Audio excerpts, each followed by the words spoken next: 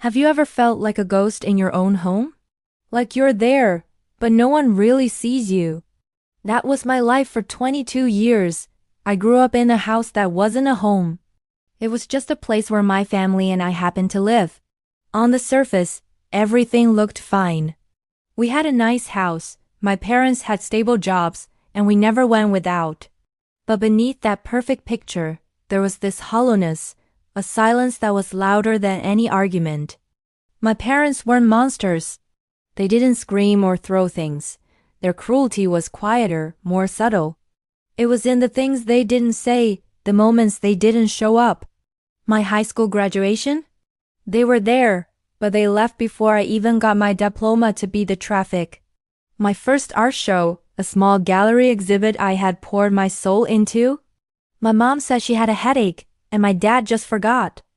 It was a constant drip of casual disregard, 1,000 tiny cuts that told me I didn't matter. I remember one birthday, I think I was turning 16. I was so excited.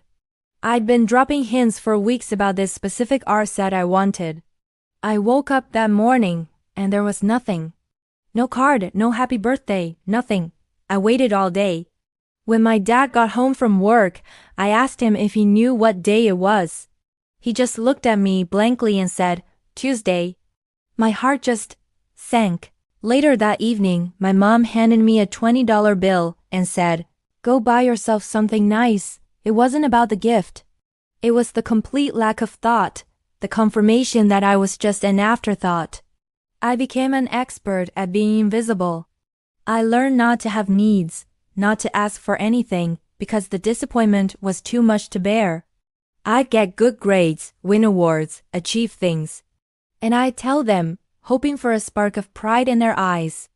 But all I ever got was a nod, a distracted "that's nice, honey," before they changed the subject back to their work, their friends, their lives. I felt like a plant in a dark room, slowly wilting from a lack of sunlight. The turning point came in a way I never expected. I was 22, working a dead-end retail job and still living at home because I couldn't afford to leave. I felt trapped. I started painting again, something I had stopped doing because it felt pointless without anyone to share it with. I poured all my frustration, my loneliness, and my quiet anger onto the canvas. I painted late into the night, in the small corner of my room that was my only real space. It was the only place I felt seen, even if it was just by myself. One day, a coworker saw some photos of my paintings on my phone. Her eyes lit up. She wasn't just being polite, she was genuinely moved. She asked me questions. She wanted to know what inspired them, what the colors meant. For the first time, someone was seeing me, the real me, through my art. She told me about a local art fair and insisted I get a booth. I was terrified. The idea of putting myself out there, my rawest emotions on display for strangers to judge, was paralyzing. What if everyone just walked past, the same way my family did? But her belief in me was a tiny spark in the darkness. I thought, what do I have to lose? I spent every spare penny I had on a booth and some prints. The week leading up to the fair was a blur of anxiety and frantic preparation. The night before, I almost backed out. The old voice in my head, the one that sounded a lot like my parents' indifference, was telling me I was a fool, that no one would care. The day of the fair was surprisingly sunny. I sat at my little space, my heart pounding in my chest. For the first hour, people just walked by. The familiar ache of being invisible started to creep in. I was ready to pack it all up. And then a woman stopped. She stared at one of my paintings for a long time. It was a piece about feeling trapped, a figure behind a wall of glass. She looked at me, and her eyes were filled with tears. She said, "I know this feeling. This is exactly how I feel." We talked for 20 minutes. And then she bought the painting, and then someone else stopped, and another. All day, people connected with my work. They shared their own stories of feeling unheard, of being overlooked. I wasn't just selling art. I was having conversations. I was connecting with people on a level I had never experienced before. By the end of the day, I had sold almost everything. But more importantly, I felt full. The emptiness that had been my constant companion was replaced by a warmth, a sense of belonging. I wasn't a ghost. I was a person with feelings and a story that mattered. Walking home that night, with an empty portfolio and a pocket full of cash, I knew I couldn't go back. Not to the silent house, not to the person who made herself small to avoid being a bother. The money I made wasn't a fortune, but it was enough. It was a ticket out. 2 weeks later, I had my bags packed. I found a tiny studio apartment across town, shared with 2 other artists I had met at the fair. The day I left was quiet, just like any other day. I left a note on the kitchen table. It didn't list all my grievances. It didn't scream with the years of anger I had held inside. It just said, "I'm moving out to focus on my art. I need to do this for myself. I'll be in touch." The silence from their end was deafening, but this time it was different. It no longer had power over me.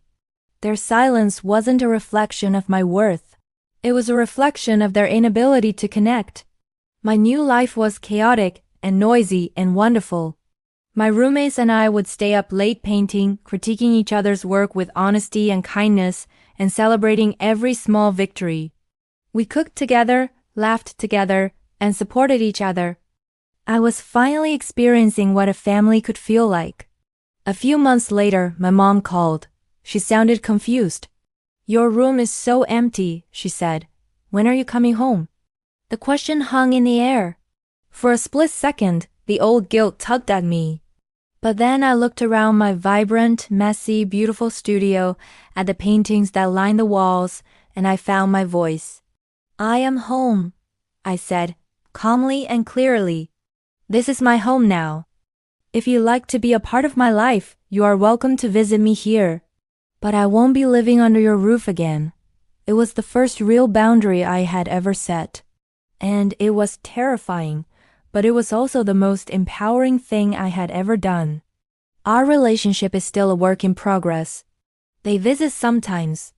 The conversations are often awkward, but I'm no longer desperate for their approval. I've learned that my value doesn't come from them. It comes from within me, from the art I create, and from the community of people who see me and love me for who I am. Leaving was the hardest and best decision of my life. It taught me that you can't wait for other people to give you sunlight. Sometimes you have to break out of the dark room, find your own patch of sun, and learn to grow on your own. My story isn't about blaming my parents. It's about claiming my own life.